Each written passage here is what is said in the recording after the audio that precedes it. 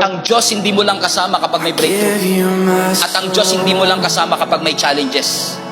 Kahit sa gitna ng mountaintop at valley low, nandun si Lord. Kasama mo ang Diyos pag na-promote ka. Kasama mo ang Diyos pag nawalan ka ng trabaho. Pero yung araw-araw kang pumapasok sa trabaho, kasama mo pa rin ang Panginoon. Hindi lang natin na-appreciate kasi yun ang ordinary. Marami sa atin nagsisimba para magpasalamat. Grabe ginawa ng Diyos. At marami rin nagsisimba para may matinding gawin ang Diyos.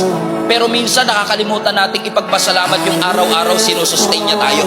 Yung araw-araw may trabaho tayo. Yung araw-araw may nakakain tayo. Yung paglakad po natin kasama si Jesus, kasama din po sa pagpapala ng Diyos at presensya ng Diyos, yung mga simple at ordinaryong parte ng ating buhay.